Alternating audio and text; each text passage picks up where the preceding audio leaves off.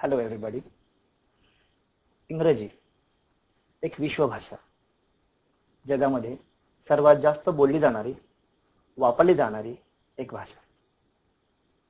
संगणक, साहित्य, विज्ञान आणि तंत्रज्ञान यासाठी सगळ्यात जास्त वापर होतो ते इंग्रजी भाषेचा. आधुनिक जगामध्ये इंग्रजी भाषा व्यक्तीच्या व्यक्तिमत्वामध्ये जास्तीत जास्त भर टाकते. परंतु अशा या इंग्रजी भाषेबद्दल अनेक विद्यार्थ्यांच्या मध्ये, अनेक व्यक्तींमध्ये थोडासा पोटामध्ये गोळा निर्माण होतो. जेव्हा जेव्हा इंग्रजी भाषा बोलायची झाली तेव्हा इंग्रजी विषय म्हणला की त्यांना भीती वाटते. तर अशा या इंग्रजी भाषेबद्दल आज मी तुमच्यासमोर काही मते मांडणार आहे. आपण सगळ्यात पहिल्यांदा बघायचं गेलं तर NCF नॅशनल करिक्युलम फ्रेमवर्क यांनी नॅशनल करिक्युलम फ्रेमवर्क 2005 त्यांच्या मार्गदर्शक तत्वानुसार आपल्याला 10वी साठी यावर्षी नवीन पुस्तक आलेलं आहे. Let's take a new look of your changed book. आता या पुस्तकाचे सगळे रंगरूप पालटून गेलेले आहे. अशा नवीन पुस्तकाचं स्वरूप आपण पाहणार आहोत. त्याचबरोबर प्रश्नपत्रिकेचं जे स्वरूप बदलले ते आज आपण पाहणार आहोत. हे पुस्तक जे आहे ते एकदम कलरफुल आहे. रंगीबेरंगी अशा पुस्तकामध्ये अनेक वेगळ्या गोष्टी तुम्हाला पाहायला मिळतील. सगळ्यात महत्त्वाचं म्हणजे हे हँडी आहे, A4 साईज मध्ये आहे. त्यानंतर याच्यामध्ये भरपूर ऍक्टिव्हिटीज आहेत. तुम्ही ह्या ऍक्टिव्हिटीज नक्कीच एन्जॉय करत आला असाल. आणि सगळ्यात महत्त्वाचं म्हणजे इथे तुमच्या कल्पनाशक्तीला बराच वाव मिळणार आहे. आता पुस्तक बदललं त्या अर्थी पेपर सुद्धा नक्की बदलला असणार आहे. तर या बदललेल्या प्रश्नपत्रिकेचं स्वरूप सुद्धा आपल्याला बघायचं आहे. Now it will be a page from your course book. हे जी प्रश्नपत्रिका असणार आहे ही तुमच्या कोर्स बुक म्हणजे पुस्तकातलं एखादं पानच तुम्हाला नक्की वाटणार आहे. तिथे activity sheet instead of answer sheet. आपण आन्सर शीट म्हणता येणार नाही कारण त्याच्यामध्ये सगळ्या आपल्याला ऍक्टिव्हिटी सोडवायच्या आहेत. तर आता ही तुमची ऍक्टिव्हिटी शीट असणार आहे.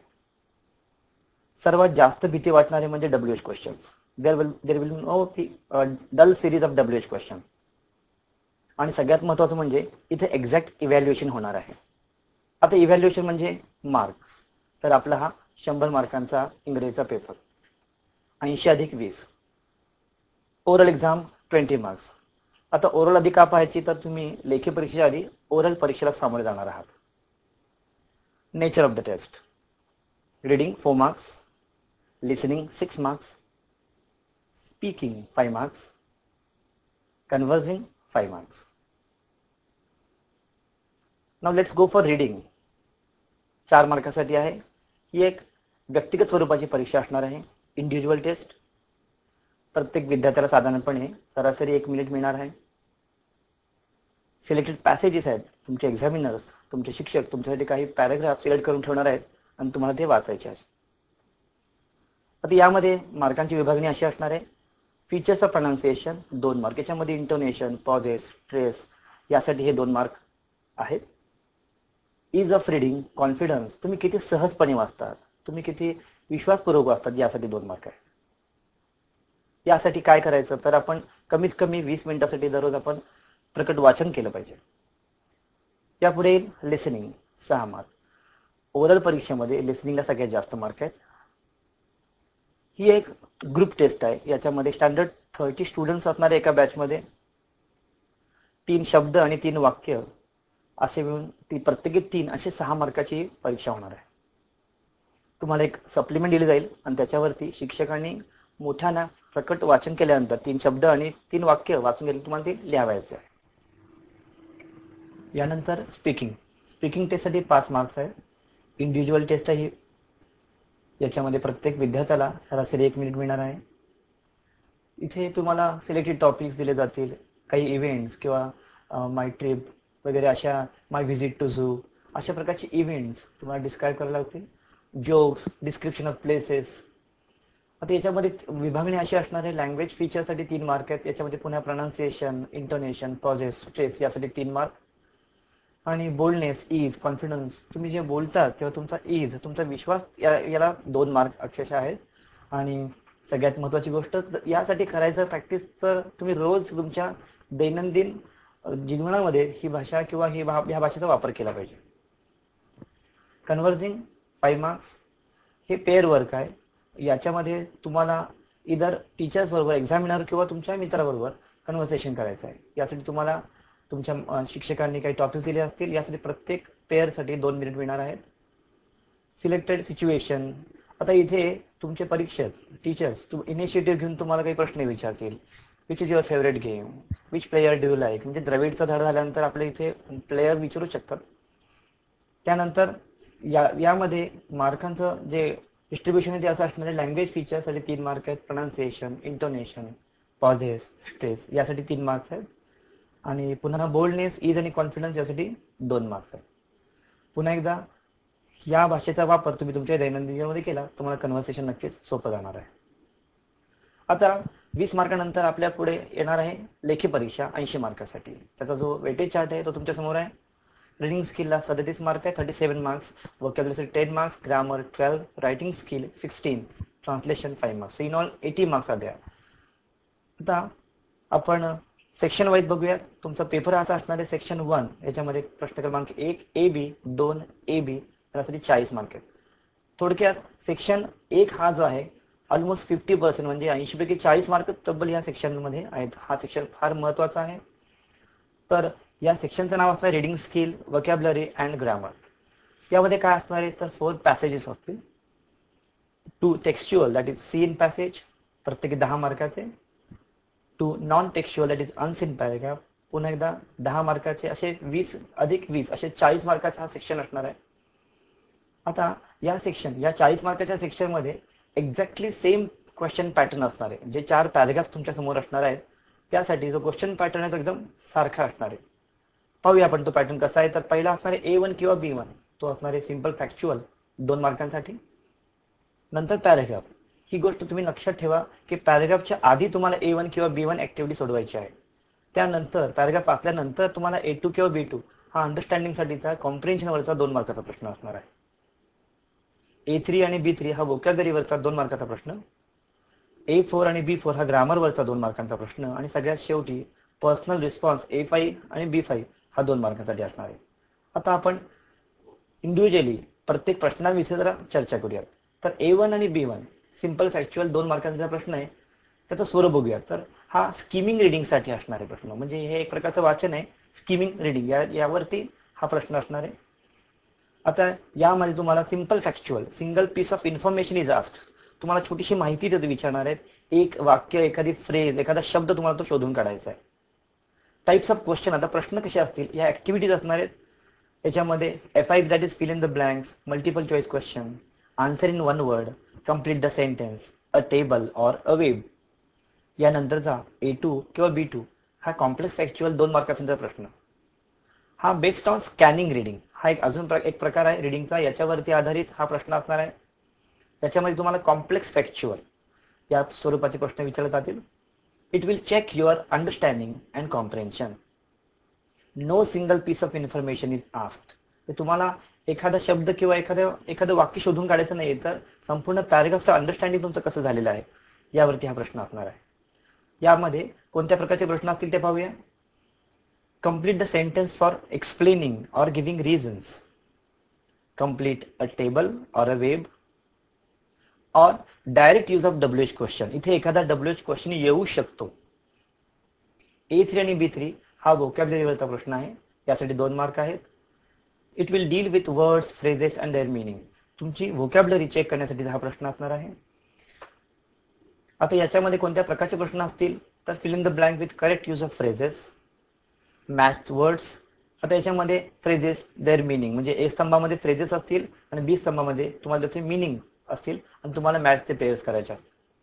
किंवा अँटोनिम्स, सिनोनिम्स असाही प्रकार असू शकेल. क्रॉसवर्ड, रिडल्स, पझल ज्याप्रमाणे तुमच्या पुस्तकामध्ये या प्रकारचे क्रॉसवर्ड, रिडल्स, पझल दिले आहेत त्याचप्रमाणे प्रश्नपत्रिकेमध्ये तुम्हाला सुद्धा या प्रकारचे प्रश्न येऊ शकतील. Describing or related words. Complete the table of nouns, adjectives, verbs and adverbs असा एखादा चार्ट तुम्हाला विचारण्यात येऊ शकतो. यानंतरचा प्रश्न ग्रामरचा 2 मार्काचा A4 किंवा B4. Deals with grammar activities. आता यात विशेष म्हणजे पूर्वी ज्या प्रकारे तुम्हाला प्रश्न विचारले जायचे त्या प्रकारे हा बिलकुल प्रश्न असणार नाहीये. याच्यामध्ये वेगळ्या स्वरूपाचे प्रश्न असतील, ते प्रश्न पाहूया आपण. FIB, fill in the blank using correct verb form. Match words, no sooner, as soon as, hardly या प्रकारचे शब्द किंवा WH वर्ड आणि रेस्ट ऑफ द क्वेश्चन असं तुम्हाला मॅच द पेअर करायला लागणार आहे. Framing sentences using patterns from the paragraph, paragraph मधल्या एखाद्या पॅटर्न प्रमाणे तुमच्या स्वतःच एक वाक्य तुम्हाला तयार करायला विचारू शकतात. ट्रान्सफॉर्मिंग सेंटेन्सेस A5 आणि B5, इथे पर्सनल रिस्पॉन्स हा 2 मार्काचा प्रश्न आहे. Checks your problem solving attitude, general awareness, rational thinking हा अत्यंत महत्त्वाचा प्रश्न इथे तुम्हाला पॅरेग्राफच्या व्यतिरिक्त लिहावं लागणार आहे. तर तुम्ही इथे तुमचे जे करंट नॉलेज आहे ते तुमचं इथे चेक होणार आहे. तुमचं रॅशनल थिंकिंग, तुमचा प्रॉब्लेम सॉल्व्हिंग ॲटिट्यूड कसा आहे, your opinions on certain issues, सध्याचे जे ज्वलंत प्रश्न आहेत यावर तुमचं काय मत आहे, अशा प्रकारचा प्रश्न असू शकेल. Your knowledge of grammar and your vocabulary power is also checked. Test your critical thinking, leads to bigger and better writeups, म्हणजे या प्रश्नांवरून तुम्ही या प्रश्नांचं प्रॅक्टिस तुम्ही व्यवस्थित केलं तर तुम्हाला पुढे येणारे मोठे लेखनाचे प्रश्न आहेत त्याचा सराव होऊ शकतो. प्रॅक्टिस टेक्स्च्युअल क्वेश्चन, यासाठी तुम्ही काय करायचं आहे तर आपल्या धड्याखाली जे प्रश्न दिलेत ते प्रश्न तुम्ही सगळे सोडवले पाहिजेत. प्रश्नांचा प्रकार असा असू शकेल, म्हणजे उदाहरणार्थ have you ever seen a leopard, who is your favourite cricket player, अशा प्रकारचे प्रश्न तुम्हाला विचारले जाऊ शकते. सेक्शन 2 क्वेश्चन नंबर 3 10 मार्काचा आहे. हा सेक्शन आहे पोएट्रीचा. Very easy, only 2 extracts are there, म्हणजे 8 पैकी तुम्हाला 2 एक्स्ट्रॅक्ट, 8 कविता आपल्याला पुस्तकामध्ये आहेत त्यापैकी 2 तुम्हाला विचारणार, कारण का पॅराग्राफ आपल्याला 16 आहेत, म्हणजे 16 धड्यांपैकी 2 येणार आहेत आणि इकडे कविता मात्र 8 आहेत त्यापैकी 2 येणार आहे. याचा अर्थ थोडं सोपं जाणार आहे आपल्याला पोएट्री. 2 टेक्स्च्युअल सीन पोएम्स आहेत. 5 मार्काच्या प्रत्येकी अशा 10 मार्काचा हा प्रश्न असणार आहे. एक्झॅक्टली सेम क्वेश्चन पॅटर्न, हे जे 2 प्रश्न आहेत A B, याच्यामध्ये पॅटर्न मात्र सारखा असणार आहे. पहिला प्रश्न आहे A1 B1 फॅक्च्युअल अंडरस्टँडिंग 1 मार्काचा. त्यानंतर पुन्हा एकदा एक्स्ट्रॅक्ट असणार आहे, कवितेच्या ओळी असणार आहे, त्या वाचून तुम्हाला पुढच्या प्रश्न उत्तरांकडे बघायचं आहे. A2 आणि B2 हा कॉन्टेक्स्च्युअल अंडरस्टँडिंग कॉम्प्रिहेन्शन सारखा प्रश्न असणार आहे. आणि A3 किंवा B3 हा मिनिंग किंवा पोएटिक डिव्हाइसेस याच्यावर आधारित प्रश्न असणार आहे. पुढचा सेक्शन आहे चौथा, रायटिंग स्किलवरचा. क्वेश्चन नंबर 5 अँड 6 20 मार्काचा आहे प्रश्न. याच्यामध्ये question number 5A letter writing. आता तुम्हाला सर्वांना माहितच आहे 5 मार्काचा हा प्रश्न आहे. याच्यामध्ये 2 प्रकारचे लेटर रायटिंग असतात. एक फॉर्मल लेटर आहे, इनफॉर्मल लेटर आहे. ज्यांची शब्दसाठा जास्त आहे, त्यांची आपल्या लेखनावरती खूप विश्वास आहे, त्यांनी इनफॉर्मल लेटर लिहायला हरकत नाहीये. फॉर्मल लेटरमध्ये आपल्याला लिखाण कमी असतं, तर तुम्ही या प्रकारे कुठे वळू शकता, डिपेंड्स ऑन यू. तर 2 प्रकार आहेत, formal informal. Formal is easy, less writing, typical format असतो फॉर्मल रायटिंगला.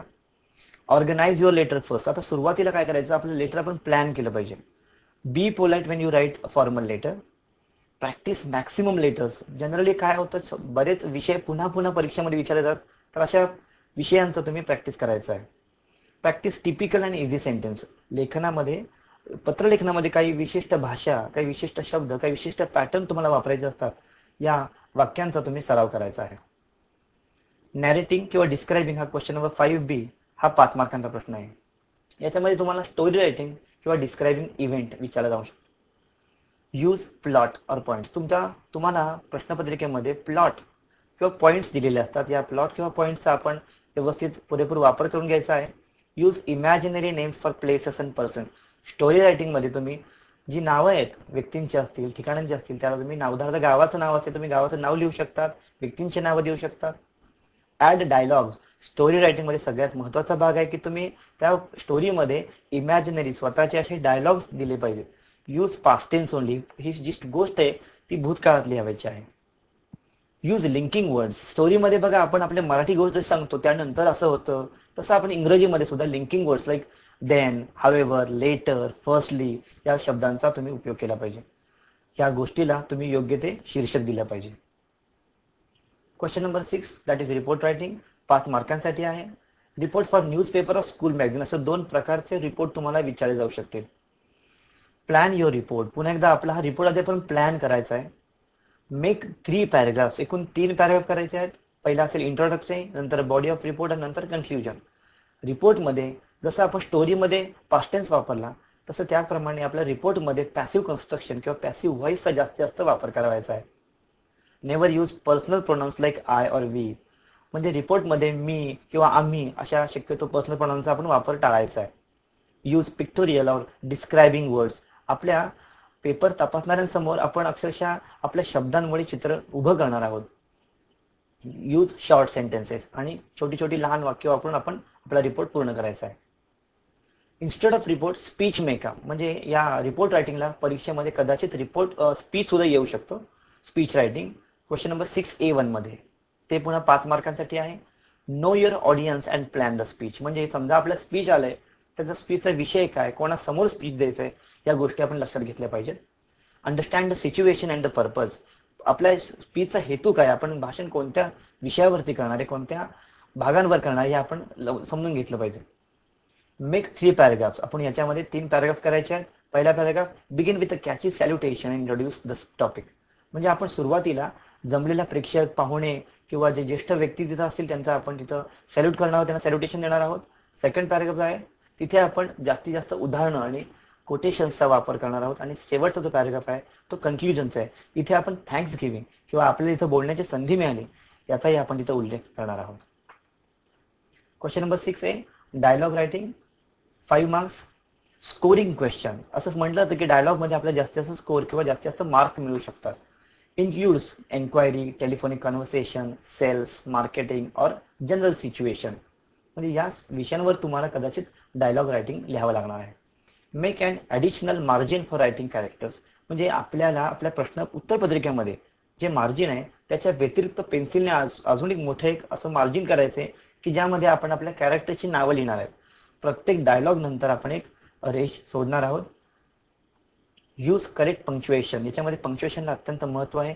इंटरजेक्शन आहे. आपण ही डायलॉग म्हणजे आपण जरी लिहित असेल तरी आपण हा बोलतोय असा समज करून आपल्याला लिहायचं आहे. यासाठी आपण बऱ्याच वेळा काही ऍक्शन असतात तर या ऍक्शन आपण ब्रॅकेटमध्ये लिहायचे आहेत. Write actions in brackets. आणि हे एकदम नॅचरल किंवा असं एकदम नैसर्गिक असं डायलॉग वाटला पाहिजे. Question number 6B that is information transfer. 5 मार्कांसाठी हा. नॉन वर्बल टू वर्बल आणि वर्बल टू नॉन वर्बल असे 2 प्रकार. आपण पहिला नॉन वर्बल टू वर्बल पाहूयात. Picture, pie chart, tree diagram, table, flow chart, map, graph असे तुम्हाला तुमच्या समोर दिले असतील आणि याच्यावरून तुम्हाला पॅराग्राफ लिहायचे आहेत. तर योग्य ती डायग्राम पाहून आपण तो पॅराग्राफ लिहायचा आहे. Use suitable linkers. याच्यामध्ये लिंकिंग वर्ड्स आपण वापरायचे आहेत. प्रॉपर सिक्वेन्स आहेत. आपल्या चार्टमध्ये जी सिक्वेन्स दिली आहे ती आपण फॉलो करायची आहे. Use all the points. कोणताही पॉईंट आपण कोणत्याही डायग्राम मध्ये एखादा पॉईंट आपल्याला स्किप करायचा नाहीये. त्याच्या अगदी विरुद्ध आहे वर्बल टू नॉन वर्बल. म्हणजे तुम्हाला पॅराग्राफ दिला असणार आहे आणि तुम्हाला एखादी डायग्राम पूर्ण करायची, एखादं टेबल पूर्ण करायचं असेल तर ते डायग्राम आपल्याला व्यवस्थित उत्तरपत्रिकेमध्ये ड्रॉ करायचे आहे. Use keywords, suitable signs like arrow, ray, boxes हे आपल्याला तिथं करायचं आहे. Don't skip any important point. इथे सुद्धा आपण पॅराग्राफ मधला एखादा महत्वाचा शब्द आपण स्किप करायचा नाही. सगळ्यात महत्वाचा शेवटचा प्रश्न ट्रान्सलेशनचा तुमचा आवडता प्रश्न 5 मार्कांचा. Avoid word to word translation. Generally आपण काय करतो तर वर्ड टू वर्ड ट्रान्सलेट करण्याचा प्रयत्न करतो तर ते आपण टाळायचं आहे. Make proper changes in the structure. जे स्ट्रक्चर आहे इंग्रजी भाषा आणि मराठी भाषेमध्ये बराच फरक आहे तर या स्ट्रक्चरमध्ये आपण योग्य तो बदल करायचा आहे. उदाहरणार्थ आपल्यासमोर वाक्य आहे डोंट किल ॲनिमल्स. इथे नका मारू प्राण्यांना असं लिहिण्यापेक्षा प्राण्यांची हत्या करू नये या प्रकारचे प्रॉपर चेंजेस आपण इथे केले पाहिजे. For practice translate general instructions written in banks, schools, hospitals, hotels, gardens, museum or zoos.